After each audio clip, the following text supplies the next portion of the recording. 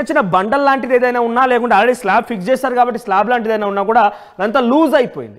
ఒక్కసారిగా ఆ రోజు డ్రిల్లింగ్ స్టార్ట్ అయిన వెంటనే 8 గంటల 30 నిమిషాల సమయంలో ఈ ప్రమాదం చోటు చేసుకుంటే 2 సెగ్మెంట్స్ కింద పడిపోయి ఆ బండరాళ్ళు పైనుంచి వచ్చేటువంటి ఆ కొండల మధ్యలో చిన్న ఆ రంధ్రం లాంటిది అయిపోయి వాటర్ లీకేజ్ అవుతున్నాయో అక్కడ నుంచి బండరాలు అవన్నీ పడిపోయి వెనకాల వైపుకి వెళ్తేనేమో సుమారుగా వెనకాల 14 కిలోమీటర్ల ప్లేస్ ఉంది, డిస్పర్స్ కావచ్చు. వన్స్ మనం ఇసుక పైనుంచి పోస్తే వెనక్కి స్పేస్ ఉంటే వెళ్ళిపోతుంటాయి, ఇక్కడ ఎటువంటి స్పేస్ లేకపోతే ఇక్కడ హోల్డ్ అయి ఉంటుంది కదా. అట్లాగే సేమ్ ఈ 10 మీటర్లో స్పేస్ ఏం లేదు, అక్కడికి స్టాపేజ్గా ఈ 10 మీటర్లు ఫుల్గా ప్యాక్ అయిపోయింది.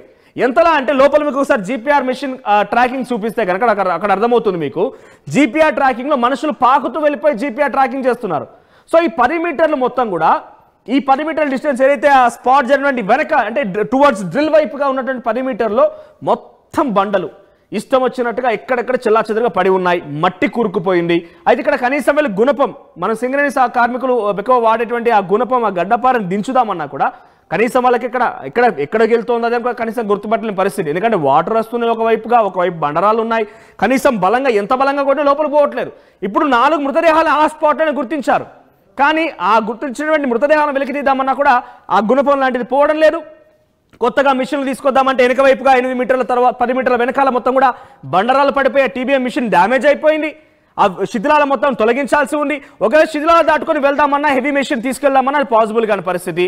సో చిన్న కొంతమంది సిబ్బంది మాత్రం అక్కడికి వెళ్ళిపోయి ఆ మిషన్ని దాటుకొని ఆ బండరాలని ఆ మిషన్ని శిథిలాలను మొత్తం దాటుకొని ఆ చివరి డెస్టినేషన్ వరకు వెళ్ళినా కూడా అక్కడ కనీసం నిలబడదామంటేనే ప్లేస్ లేదు, పైగా ఆక్సిజన్ రావడం లేదు, కొంత ఊపిరి శిల్పడం లేదు, అక్కడ ఊపిరి ఆడడం లేదని చెప్తున్నారు. సో ఇలాంటి టఫ్ సిచ్యువేషన్లో ఇప్పుడు అక్కడ మృతదేహాలను వెలికి తీయడం ఎలా అనేది బిగ్గెస్ట్ టాస్క్. పక్కాగా ఇప్పటివరకు మృతదేహాలు ఉన్నాయని మనం కన్ఫర్మ్ చేయలేదు, ఇప్పుడు కన్ఫర్మ్ చేస్తున్నాం. మృతదేహాలు కన్ఫర్మ్ చేయడమే కాదు, చనిపోయారని కన్ఫర్మ్ చేయడమే కాకుండా ఎక్కడున్నది కూడా గుర్తిస్తున్నాం. కానీ అయినప్పటికీ వాటిని వెలికి తీయకపోవడం కష్టంగా ఎందుకనంటే ఇది నేను చెప్తున్నది. సో ఆ చిన్న పార్టికల్స్ అన్నీ కూడా నీళ్లు పడంగానే గట్టిగా అయిపోయింది, మట్టి అంతా కూడా అంత ఈజీగా బయటికి తీసే అవకాశం లేదు. పైపెచ్చా మట్టిని బయటికి తరలిద్దామా అంటే అక్కడ వరకు కన్వేయర్ బెల్ట్ లేదు, అక్కడ వరకు లోకో ట్రైన్ వెళ్ళడం లేదు. మహా అయితే ఇంకేం చేయాల్సిందంటే మొత్తాన్ని కూడా సింగరేణి గతంలో అంటే ఓల్డెన్ డేస్లో ఉన్నటువంటి సింగరేణి పద్ధతిలోనే మొత్తం తవ్వి తీసి తలపైకి ఎత్తుకొని ఆ బుట్టల్లో మట్టిని మొత్తం తీసుకొచ్చి ఇంకో దగ్గరికి దూరం వేయాల్సి ఉంటుంది. అలా చేద్దామన్నా కూడా కనీసం గుణపం వేస్తే గుణపం దిగడం లేదు. సో ఇవన్నీ టఫ్ సిచ్యువేషన్స్ మధ్యలో మృతదేహాల ఆచూకీ దొరికినా కూడా ఇంకా తవ్వడం కష్టంగానే మారిపోయింది. ఇప్పటివరకు ఇంకా అక్కడ డిగింగ్ ప్రాసెస్ ఎలా చేయాలని అన్వేషణలో ఉన్నారట. మరి అక్కడ ఎలా ముందుకు వెళ్తుందో చూడాల్సిన అవసరం అయితే ఉంది. మెషిన్స్ లాంటిది అయితే సాహసం అక్కడ సాధ్యపడడం లేదు, మెషిన్స్ లాంటిది అయితే అక్కడ లోపలికి వెళ్ళే అవకాశం లేదు. చిన్న డ్రిల్లింగ్స్ లాంటిది అని తీసుకెళ్దామని కూడా పాసిబుల్ కావడం, ఎందుకంటే మనిషి నిల్చోవడం కష్టంగా మారిందనంటే అక్కడ ఇంకా మిషన్ ఎలా ఆపరేట్ చేయగలుగుతారు. సో ఇక్కడ కటింగ్ జరుగుతుంది కదా, మీరు చూస్తున్నారు కటింగ్ జరుగుతుంది ఒకవైపు, ఇంకోవైపు డీవాటరింగ్ జరుగుతోంది, మరోవైపు అక్కడ జీపీఆర్ ట్రాకింగ్ ద్వారా ఎక్కడున్నారో అక్కడికి వెళ్ళి చిన్న ఇప్పుడే పనులు ప్రారంభించేందుకు ఎలా మనం మట్టి తొలగించాలనే ఒక విషయంలో వాళ్ళు బిజీగా ఉన్నారు. ఇవన్నీ జరుగుతున్న సమయంలో ఇంకా సమయం పట్టే అవకాశం ఉంది. సుమారుగా ఇంకా 2-3 రోజులు పట్టిన ఆశ్చర్యపోవాల్సిన పని లేదు. కానీ ఈ సమయంలోనే పుకార్లు షికార్లు అవుతున్నాయి. ఏమవుతున్నాయంటే అధికారిక ఇన్ఫర్మేషన్ ఏం బయటికి రావడం లేదు, ఏం జరుగుతుందో తెలియడం లేదు. ఈ నేపథ్యంలో ప్రభుత్వం ఎటువంటి అథెంటిక్ ఇన్ఫర్మేషన్ బయటికి ఇవ్వకపోవడంతో ఎవరికి తోచినట్టుగా వాళ్ళు ఇష్టం వచ్చినట్టుగా కొన్ని వార్తలు చక్కర్లు కొడుతున్నాయి, సోషల్ మీడియాలో కొన్ని వైరల్గా మారుతున్నాయి, ఇష్టం వచ్చినట్టుగా కొన్ని స్ప్రెడ్ అవుతున్నాయి, ఫేక్ న్యూస్ స్ప్రెడ్ అవుతుంది. ఈ సందర్భంలో ఎన్నికకి చెక్ పెట్టేందుకు గవర్నమెంట్ కూడా కొంత ఆలోచన చేసి ముందుకు వస్తే బాగుంటుందన్న ఆలోచనలో కూడా చాలా మంది ఉన్నారు. మరి చూద్దాం ఏం జరుగుతుంది అనేది.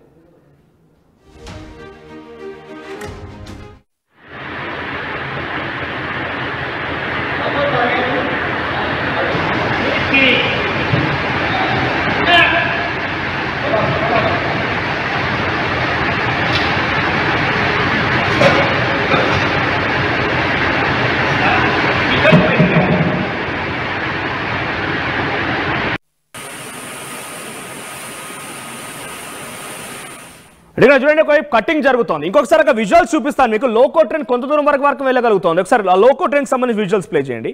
సో లోకో ట్రైన్ వెళ్ళేటువంటి స్పాట్ కేవలం ఇక్కడ చూడండి 12.6 కిలోమీటర్స్ మాత్రమే, అక్కడి వరకు మాత్రమే లోకో ట్రైన్ వెళ్ళగలుగుతుంది. ఇక్కడ చూడండి కటింగ్ జరుగుతోంది, చాలా హెవీ మెటల్స్ కాబట్టి చాలా సీరియస్ కటింగ్ కోసం అక్కడ చాలా పెద్ద హై టెక్నాలజీ యూజ్ చేస్తున్నారు. ఈ కటింగ్స్ అయిన తర్వాత కూడా ఇక్కడ చూడండి ఎంత లోకో ట్రైన్, ఇవన్నీ లోకో ట్రైన్ బట్టి వ్యాగన్స్ అవన్నీ కూడా. సో ఈ లోకో ట్రైన్లో వాటిని బయటికి తరలించాలి.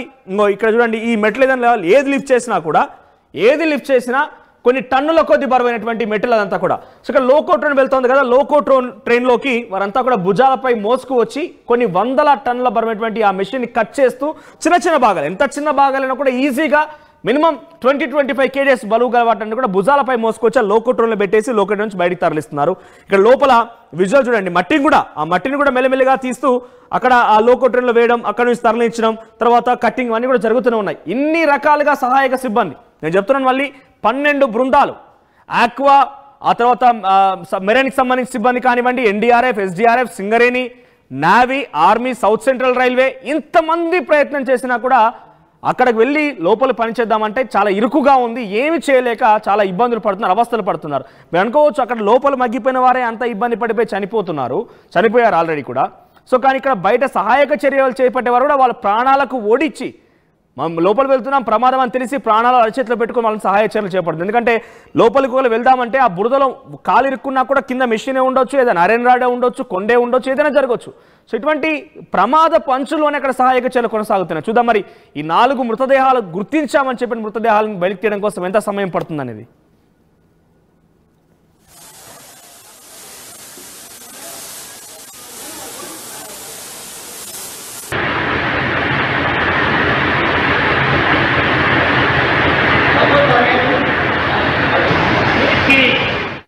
ఆర్టీవీ యాప్ వార్తల్ని క్షణాల్లో చదివే అవకాశం ఉంటుంది. ఒక న్యూస్ పేపర్, ఒక టెలివిజన్ ఛానల్ మీ చేతుల్లో ఎప్పుడూ ఉంటాయి.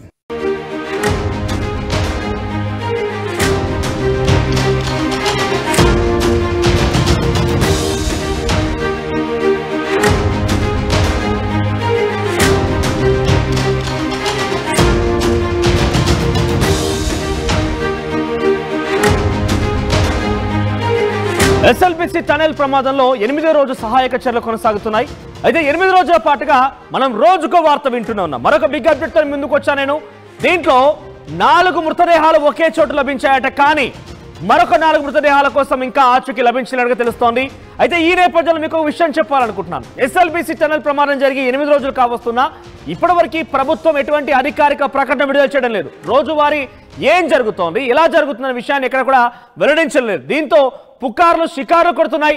ఇప్పటికే అచ్చంపేట ఎమ్మెల్యే చిక్కుడు వంశీకృష్ణ మాట్లాడుతూ 3 స్పాట్లను గుర్తించాం, జీపీఆర్ ట్రాకింగ్ ద్వారా 3 స్పాట్లను గుర్తిస్తే ఆ 3 స్పాట్లలో కూడా 4 మృతదేహాలు ఒక చోట ఉన్నాయి, మరొక 2 ఇంకో చోట, మరొక 2 ఇంకో చోట ఉన్నాయి. ఈ రకంగా 3 స్పాట్లలో మేము వాటిని మట్టిని తొలగించి ముందుగా టీబీఎం మిషన్ కట్ చేయాలి. ఆ టీబీఎం మిషన్ కట్ చేసిన తర్వాత మట్టిని తొలగించి ఆ మృతదేహాలను వెలికి తీయాలని చెప్తున్నారు. పక్కగా చనిపోయి నిర్ధారించేశారు. సో మృతదేహాలను వెలికి తీయాలని చెప్పినటువంటి గంటల సమయంలోనే మళ్ళొక బిగ్ అప్డేట్ అంతోంది. ఏంటంటే ఒక కీలకమైన అధికారి బయటికి కొంత మాట్లాడుతూ ఆయన మీడియాతో మాట్లాడుతూ కొన్ని కీలకమైన విషయాలు వెల్లడించారు. ఏంటంటే ఇప్పటివరకు కేవలం 4 మృతదేహాల యొక్క ఆచూకీ మాత్రమే లభించిందట. ఆ 4 మృతదేహాలు మాత్రమే గుర్తించారట. మరొక 4 ఆచూకీ ఇంకా లభించలేదు. అవి ఎక్కడున్నాయో కూడా తెలియలేదు. అయితే ముఖ్యంగా ఈ 4 మృతదేహాల ఆచూకీ ఏదైతే అక్కడ ఆ పరిమీటర్ల సంబంధించినటువంటి ఆ ఖాళీ స్థలం ఉందో, అంటే ముఖ్యంగా ఈ టీబీఎం మిషన్ కి ఇటు ప్రమాదం జరిగిన సంఘటన మధ్యలో ఉన్నటువంటి 10 మీటర్లోనే ఈ యొక్క 4 మృతదేహాలు ఉన్నాయట. ఆ మట్టిలో నుంచి కూరుకుపోయినటువంటి మట్టి బండరాల లోపల 9 మీటర్ల లోతులో ఉన్నాయట. ఇది జీపీఆర్ మెషిన్ ద్వారా ట్రాక్ చేశారు.